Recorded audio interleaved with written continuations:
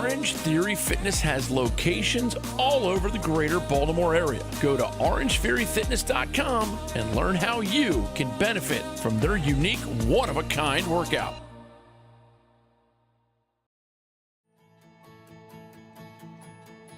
The Baltimore Running Festival is the crown jewel for runners in the state of Maryland.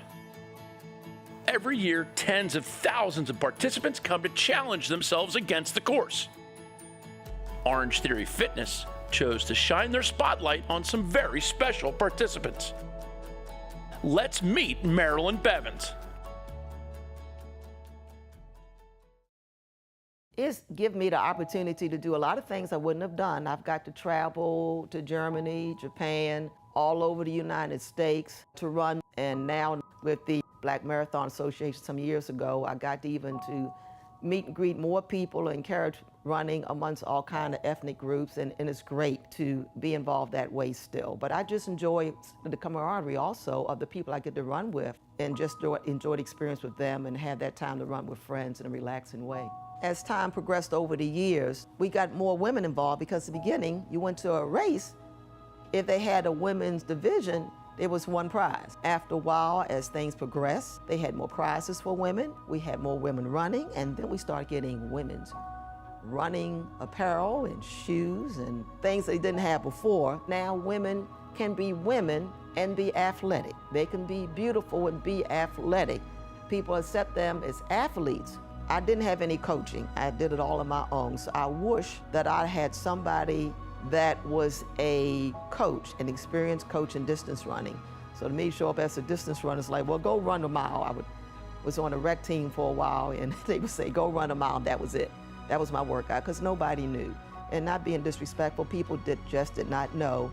And I remember hearing some women talk about their beginning experiences. They had guidance. I didn't have that kind of guidance. The Boston Marathon was a surprise with that second place finish.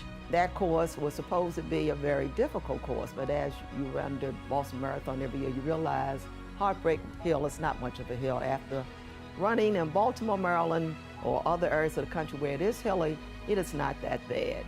So to go up there and with all those thousands of runners to get to be second woman, and Mickey Gorman, I believe, was first that year to run behind her. That was great. Just finishing the race. I'm finishing Boston. I can't believe I'm finishing Boston. And it wasn't that hard, you know, after running again.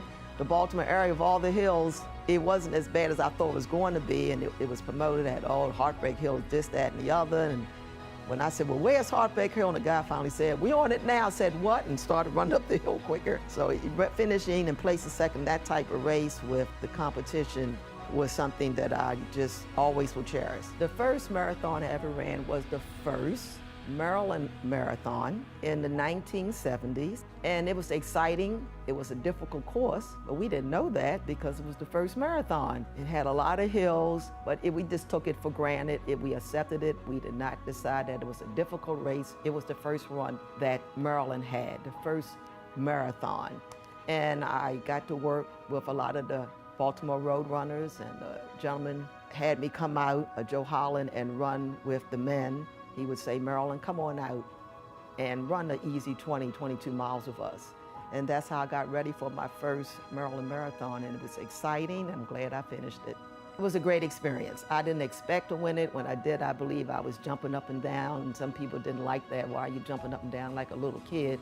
I guess it might have felt like a little kid for that moment. It was just something you don't think you can do, and then you actually win it, and particularly a difficult course as that was. So it really made me feel really good, and I enjoyed every moment of it. I enjoy just going out and relaxing. That's my exercise, taking care of that heart, that cardiovascular fitness.